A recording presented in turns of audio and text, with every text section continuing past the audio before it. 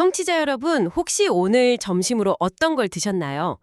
따뜻한 밥 한 공기 아니면 간단하게 샐러드 한 접시 드셨을 수도 있는데 그게 단순히 배를 채우고 에너지를 내는 연료가 아니라면 약간 소름 돋지 않으신가요? 사실 우리가 먹는 게 연료 이상의 역할을 하거든요. 그쵸.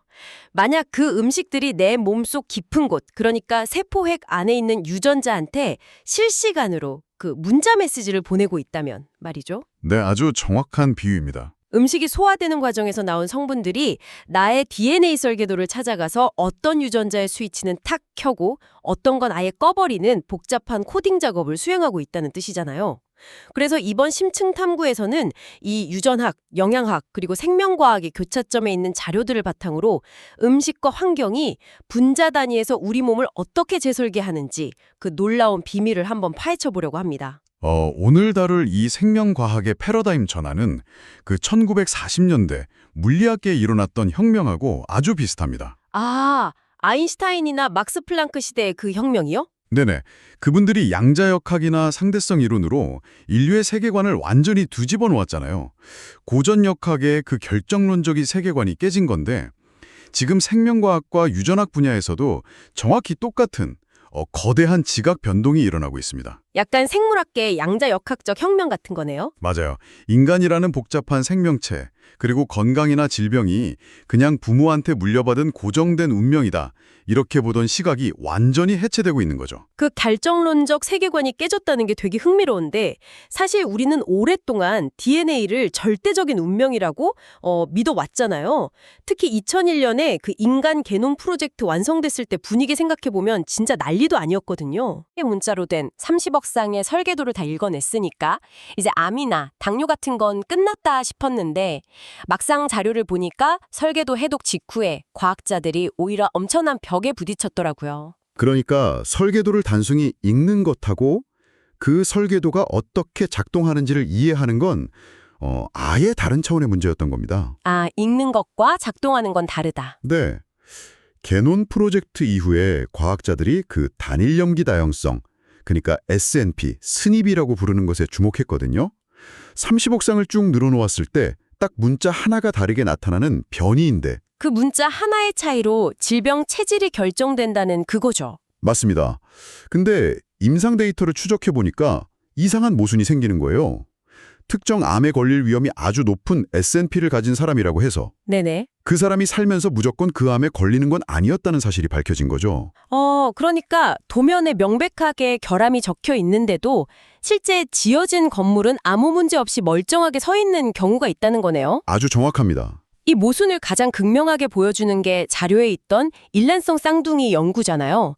일란성 쌍둥이는 하나의 수정란에서 나왔으니까 유전적으로 100% 똑같은 설계도를 갖고 태어나는데 그렇죠. 완전히 동일한 DNA를 가졌는데 나이가 들면서 두 사람의 병력이 완전 달라지는 경우가 허다합니다.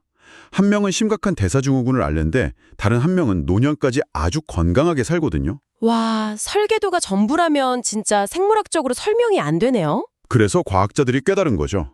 아, 설계로 바깥에 무언가가 더 있구나. 아하, 거기서 등장한 게 바로 오늘 자료의 핵심인 후성 유전학이군요.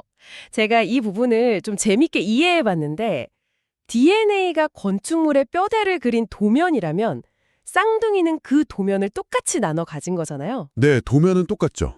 근데 그 도면대로 진짜 창문을 낼지 아니면 거기를 벽돌로 막아버릴지를 현장에서 실시간으로 지시하는 현장 소장님이 우리 세포마다 따로 존재한다는 거네요. 맞아요. 그 현장 소장님이 구체적으로 어떤 화학적 메커니즘으로 지시를 내리느냐, 이게 중요한데요. 후성 유전학에서 가장 핵심적인 게 DNA 메틸화라는 과정입니다. 메틸화요? 네, 우리 DNA가 세포에 안에서 히스톤이라는 단백질에 실패처럼 돌돌 말려 있거든요. 근데 우리가 특정한 음식을 먹거나 특정 환경에 노출되면 몸에서 메틸기라는 아주 작은 화학 물질들이 막 생겨납니다. 네네. 이 메틸기들이 DNA 염기 서열의 특정 부위에 가서 약간 껌처럼 찰싹 달라붙어 버려요. 아, 도면의 특정 글자 위에다가 엄청 두꺼운 스티커를 붙여버리는 거나 마찬가지네요. 그렇습니다. 그렇게 메틸기가 달라붙으면 세포 안에서 유전자 도면을 읽는 기계들이 그 부분을 못 읽고 그냥 지나쳐 버립니다. 물리적으로 가려졌으니까. 맞아요. 결과적으로 그 유전자의 발현 스위치가 완전히 꺼진, 그러니까 오프 상태로 잠겨버리는 거죠. 반대로 히스톤 단백질이 느슨해지면서 숨겨져 있던 스위치가 켜지기도 하고요. 그럼 결국 내가 가진 ACGT 서열 자체는 평생 안 변하지만 이 메틸화 과정을 통해서 유전자를 잠그거나 켜는 건 우리가 매일 먹는 식단의 화학 성분들이 실시간으로 조절한다는 거군요. 그게 바로 후속 유전학이 주는 아주 강력한 희망입니다. 진짜 희망적이네요. 내가 부모님한테 암 유발 유전자를 물려받았어도 뭐 브로콜리나 녹차 같은 걸 꾸준히 먹어서 만들어진 성분들이 그 암 유전자 스위치 위에 스티커를 붙여버릴 수 있다는 거잖아요. 반대로 좋은 항산화 유전자를 가지고 태어났어도 맨날 해로운 것만 먹으면 그 좋은 스위치를 꺼버릴 수도 있는 거고요. 와, 우리가 더 이상 유전자의 노예가 아니라는 건데 여기서 당연히 이런 질문이 생깁니다. 청취자 여러분도 궁금하실 텐데 음식이 스위치를 조작한다면 도대체 무엇을 먹어야 가장 이상적일까 하는 거죠. 그 질문에 답하기 위해서 2004년에 네슬레 리서치 센터에서 개별화된 영양이라는 개념을 본격적으로 꺼냈습니다. 결론부터 말씀드리면 인류 모두에게 완벽한 단 하나의 건강식은 애초에 존재하지 않습니다. 존재하지 않는다. 모두에게 좋은 슈퍼푸드 같은 건 없다. 네, 아까 말씀드린 그 S&P, 염기서열의 미세한 차이 때문에 똑같은 음식을 먹어도 사람마다 체내에서 일어나는 후성 유전학적 반응이 완전히 다르거든요. 그래서 뉴트리지노믹스, 영양 유전치학이라는 분야가 나온 거군요. 이게 자료 보니까 나트륨하고 혈압 관계가 진짜 충격적이더라고요. 병원 가면 고혈압 환자들한테 무조건 첫 번째로 하는 말이 소금 줄이세요잖아요. 그렇죠. 거의 절대적인 상식이죠. 근데 영양 유전치학 관점에서는 이 상식이 누군가한테는 진짜 완전 헛수고일 수도 있다는 거잖아요. 맞습니다. 혈압을 조절하는 신장의 나트륨 배출 능력이 사람마다 유전적으로 다르게 세팅되어 있거든요. 어떤 분들은 소금에 엄청 민감하게 반응하도록 스위치가 맞춰져 있어서 이런 분들은 저염식이 최고의 치료법입니다. 네네. 그분들은 줄여야죠. 아는 사람들이 유전적으로 나트륨의 혈압이 아주 둔감하게 반응하는 체질입니다. 이런 분들은 평생 그 맛없는 저염식 드시면서 스트레스 받아봤자 고혈압 예방에는 별로 도움이 안 돼요. 오히려 다른 영양소가 결핍될 수도 있고요. 진짜 억울하겠네요.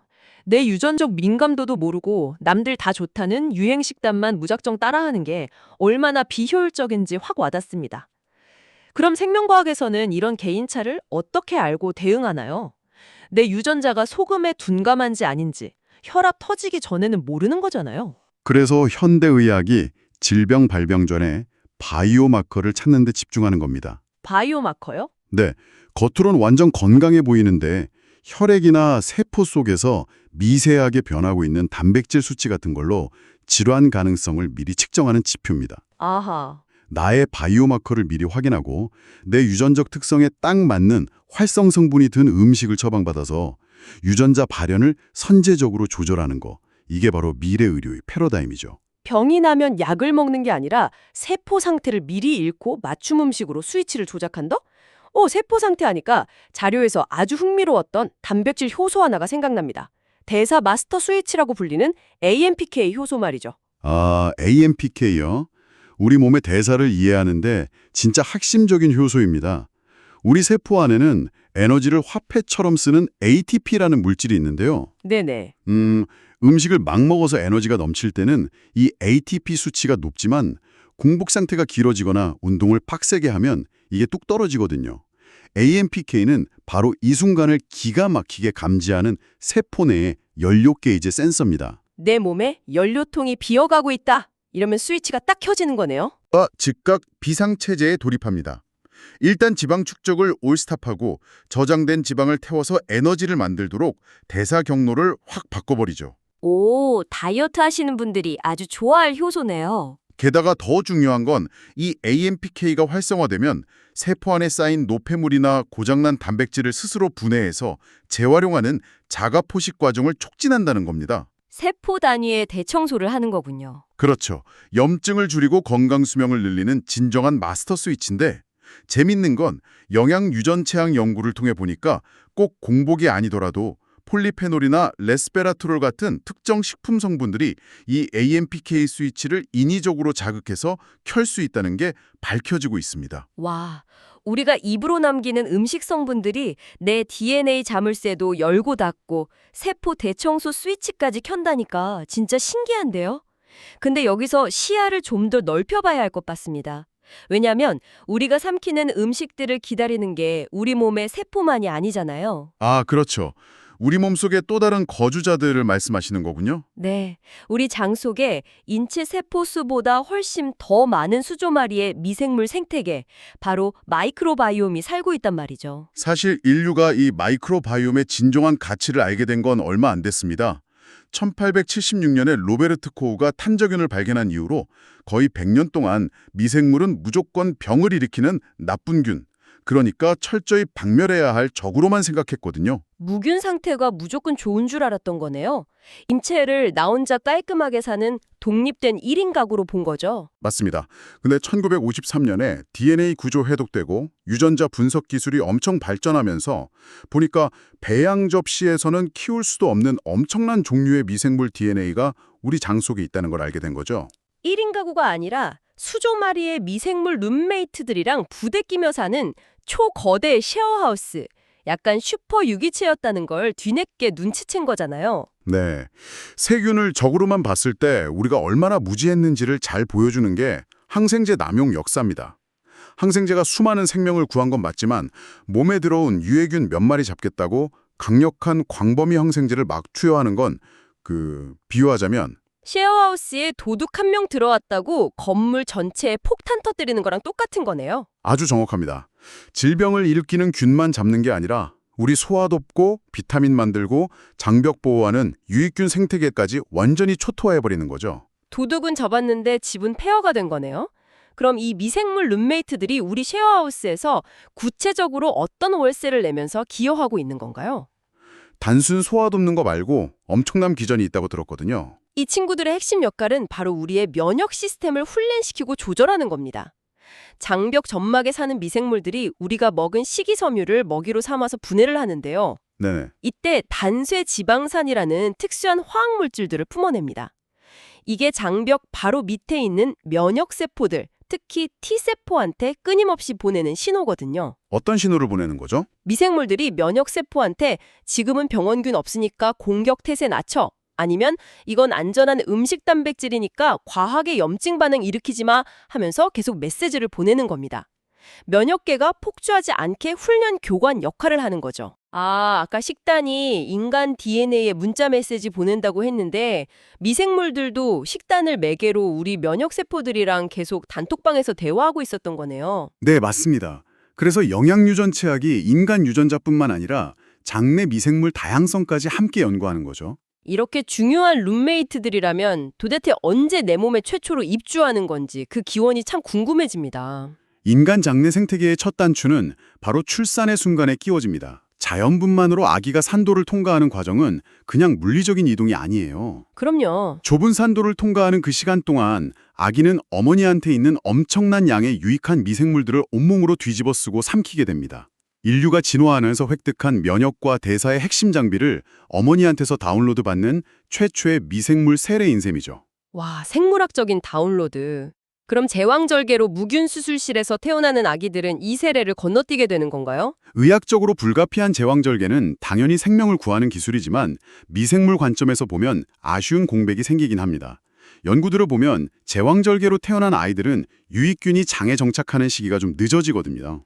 입주가 지연되는 거군요. 네, 미생물이 면역세포를 훈련시켜야 하는 초기 골든타임을 놓치게 되면서 훗날 아토피 같은 알레르기나 소화 비만, 자폐 스펙트럼 위험이 통계적으로 높아진다는 연구들이 많습니다. 생후 초기에 미생물 정착과 영양이 평생 면역력을 좌우한다는 뜻인데 자료에 있던 2015년 네슬레 리서치센터 공동 연구가 이걸 딱 분자 수준으로 증명했더라고요. 네, 아주 중요한 연구죠.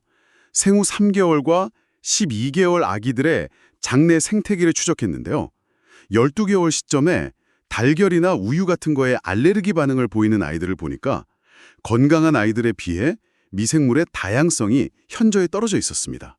근데 그 수많은 균 중에서도 알레르기 스위치를 쥐고 있는 핵심 균이 하나 있었다면서요? 박테로이데스라는 균이요? 맞습니다. 건강한 아이들은 생후 12개월에 이 박테로이데스 군집이 엄청 풍부했어요. 이 균이 음식 단백질을 인식하고 면역세포한테 이건 무해한 음식이니까 공격하지 마라고 신호를 보내서 면역 관용을 유도하는 거죠. 아, 알레르기 반응을 안 일으키도록 훈련시키는 거군요? 그러니까 초기 몇 년간의 올바른 영양 섭취가 그냥 살찌우는 게 아니라 유익균을 번성하게 해서 평생 면역력과 후속 유전적 발현을 프로그래밍하고 있다는 확실한 증거입니다. 이거 듣고 나는 제왕절개로 태어났고 어릴 때 항생제도 많이 먹었는데 내 면역 스위치는 망한 건가? 걱정하시는 청취자분들도 분명 계실 텐데 사실 우리가 초반에 얘기했던 후속 유전학의 본질을 생각하면 절망할 필요가 없잖아요. 맞습니다. 정말 중요한 포인트인데요. 후속 유전학의 본질은 고정된 게 아니라 변화 가능성입니다. 과거 환경이 완벽하지 않았더라도 유전자 스위치나 마이크로바이옴은 계속 환경에 반응하거든요. 실시간으로 바뀐다는 거죠? 네. 청취자 여러분이 오늘 저녁에 식이섬유가 풍부한 채소를 드시면 그 성분들이 당장 대사 센서인 AMPK를 깨우고 유익균들한테 먹이를 줘서 단수의 지방산을 뿜어내게 할 겁니다. 과거를 탓할 게 아니라 지금 내 접시 위 식단으로 내 세포 환경을 능동적으로 바꿀 수 있다는 것.